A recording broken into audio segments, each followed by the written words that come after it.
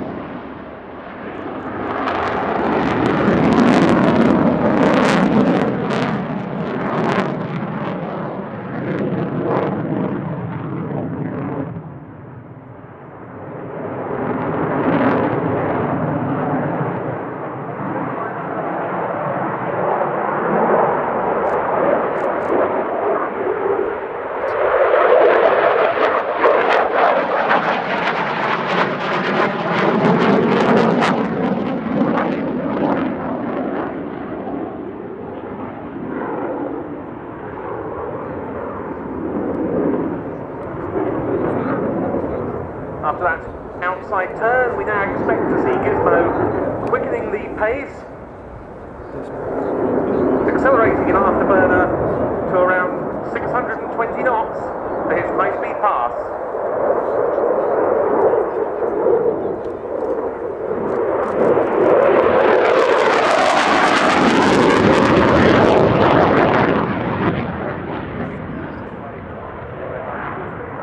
Capabilities of the F16. From 110 knots at the slow speed pass to that 600 knot pass. This runway is 2 miles long, and at 600 knots, that fly pass took 12 seconds from end to end.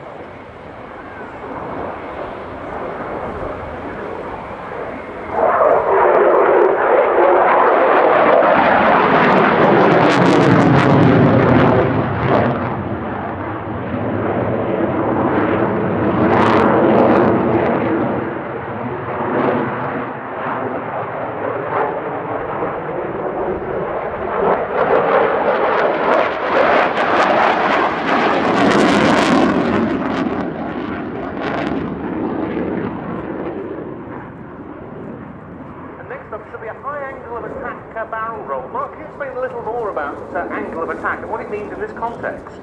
Yeah, well, angle of attack is essentially the angle between the wing and the forward trajectory of the aircraft. The more lift you pull, the more angle of attack is required, and obviously the slower you go, the more lift is required, given that there isn't much air going over the wing. Now, as you see him pulling into this, the aircraft is probably accelerating from 180 knots in full reheat, fighting the effects of gravity. The difference between the angle of the nose and where the smoke is going as it departs the trailing edge of the wing. That's angle of attack.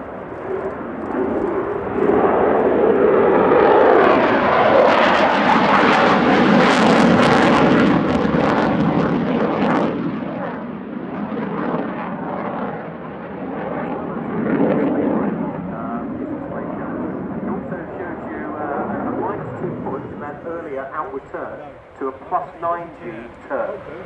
His helmet assembly weighs about 3 pounds. When he's pulling 9G, that helmet assembly then weighs 27 pounds, which is the equivalent of putting two 10-pin bolts on the top of your head. Not from the eyes of the trumpet. Don't try it at home. Undercarriage down now for a low go around.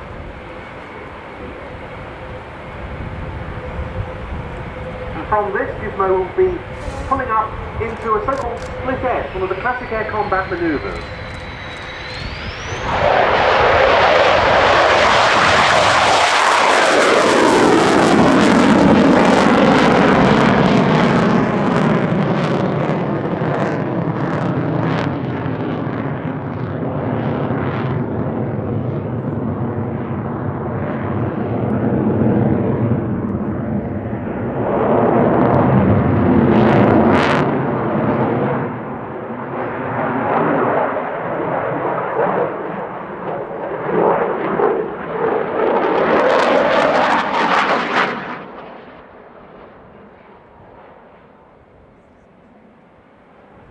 An aileron roll out there on the 45-degree line, coming back in on what we call the A-axis. That's the display axis that's parallel to the main runway. The B-axis is the one that's at 90 degrees onto that when aircraft coming straight towards us. But here comes the Belgian F16 for the slow-speed pass that you were mentioning. Yeah, now this is truly impressive. As we see him lining up on the 230-metre line, the conditions today are absolutely perfect. He's flying into a headwind.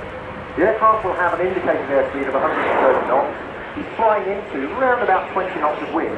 So across the ground, the aircraft is doing 110 knots. Which is roughly the cruise speed of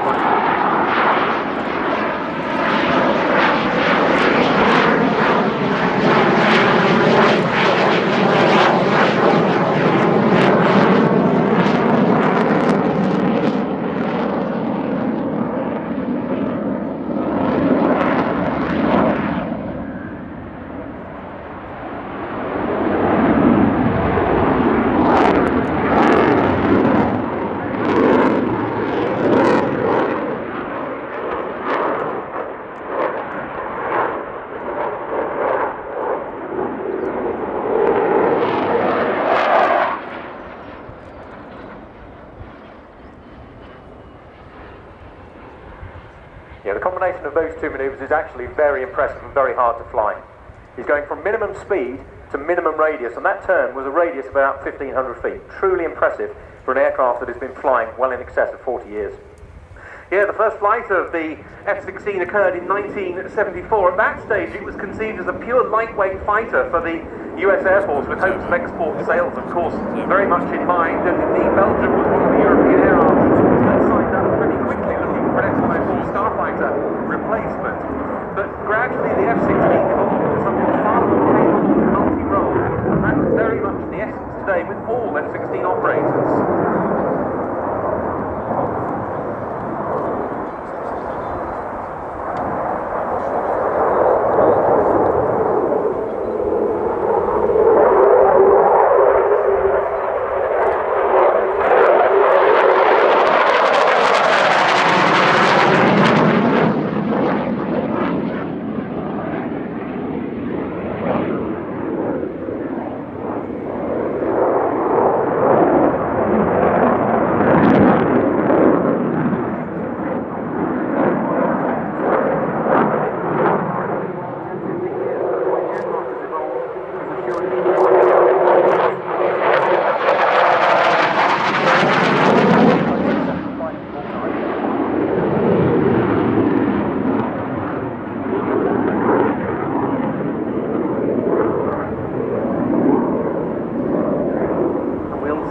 Later on, in the hands of the US Air Force, both with a couple of frontline examples in our USAF anniversary flypast, and of course with the Thunderbirds at the end of the show. Both cases, that's the F-16C model, but the earlier A's and B's, now much upgraded.